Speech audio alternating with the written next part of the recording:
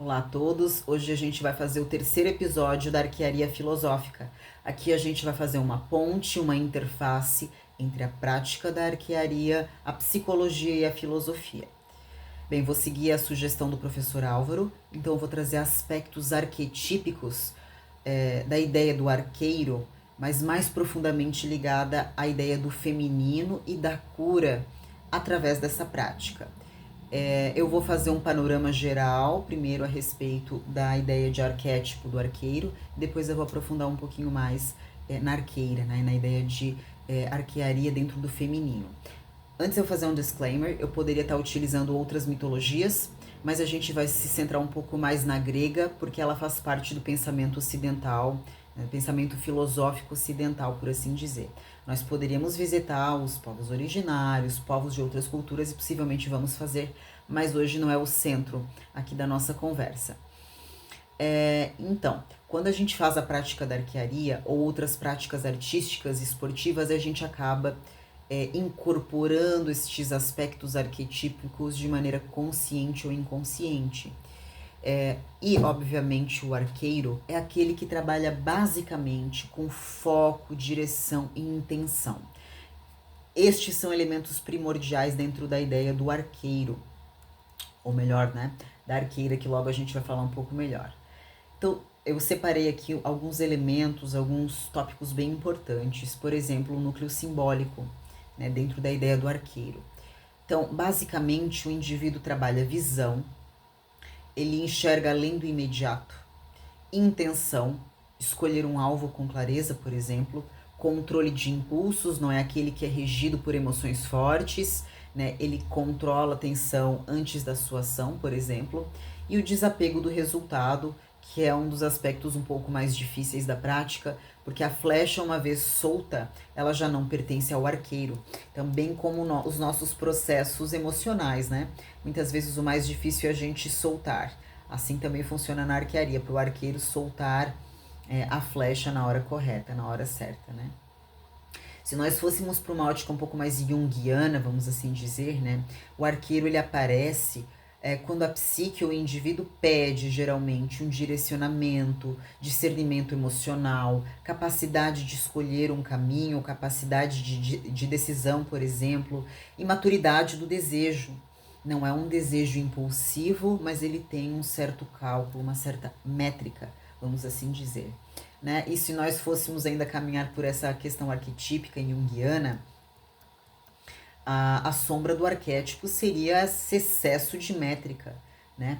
Distanciamento emocional, por exemplo, intelectualização ou racionalização das emoções ou do sentir, né? Muito cálculo, e um perfeccionismo paralisante, né?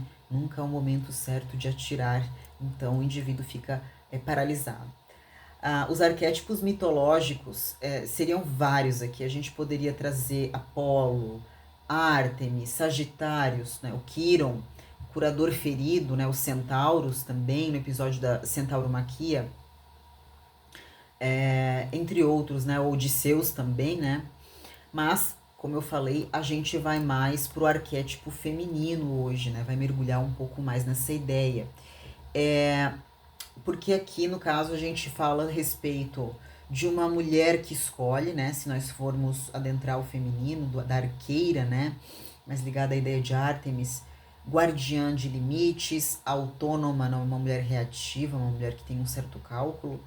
Um erotismo, de alguma forma, um pouco contido, porque ela vive sob uma disciplina, vamos dizer, mas é um erotismo consciente, talvez um pouco tenso, tem que ter um desejo real antes do toque e não um impulso que depois vai ser seguido por um aprofundamento do desejo, por exemplo. Mais sobre essa arqueira aqui, né, falando de Ártemis, é uma mulher que é guardiã de limiares, né, é uma mulher que também é ligada à cura, aos processos de cura, porque a Ártemis também, na Grécia Antiga, era muito conectada à proteção de doenças súbitas, então ela era invocada de alguma forma, assim, né, para curar as doenças, proteger os partos e interromper as pragas na lavoura. Então pense bem, né, essa flecha da Ártemis, ela pode matar ou curar. Depende, na verdade, basicamente da escolha do alvo. né? Também a gente poderia falar de Diana, que é a versão romana, mas eu acho que aqui no caso já é o suficiente para a gente poder pensar, né? Mas as arqueiras, elas estão em diversas culturas, né? Passando um olho rápido aqui, a gente também tem entre os escandinavos, entre os egípcios, no Japão, por exemplo, no Extremo Oriente, né? Mas a ideia final é desta mulher que protege limiares. Lembramos que a Ártemis, ela não morava no Olimpo, ela morava, habitava as florestas. Então, embora ela pertencesse ao panteão grego, ela não vivia junto com os outros deuses, ela vivia em meio à natureza. E a floresta sempre tem aí suas ambiguidades. Ela se conecta mais às fontes naturais, mas também corre um pouco mais de risco, né, de perigos. Então ela está sempre num estado de vigília de alguma forma. Então é uma cura ativa, não passiva, né? Quando a gente fala de cura aqui, pode ser a cura através da prática da arquearia ou também da fala através da psicologia, mas é aquele que busca a cura, busca o lado terapêutico, vamos dizer, se retira de alguma forma para não adoecer mais. Lembrando que a Ártemis, ela vivia nas florestas, então ela se afastou do panteão para buscar aí uma cura interior. E também tem uma relação com limiares, né? É um arquétipo que trabalha com a vida e morte. Estou dentro do panteão, mas não habito entre eles, então estou dentro, estou fora de processos, eu escolho. E obviamente fala muito sobre autonomia feminina e integridade, né? E também um certo grau de pureza, já que ela também era bastante conhecida, a Ártemis, a arqueira, né? Por não ter muitos envolvimentos amorosos. Claro que daí a gente vai já para um processo talvez um pouco evitativo, sombra dessa ideia desse arquétipo feminino, mas basicamente é uma caçadora, uma mulher que vai atrás dos seus objetivos. Espero que vocês tenham gostado. Hoje o vídeo é um pouquinho mais longo e nos próximos episódios a gente pode aprofundar um pouco mais os aspectos filosóficos ou mitológicos da ideia da arquearia.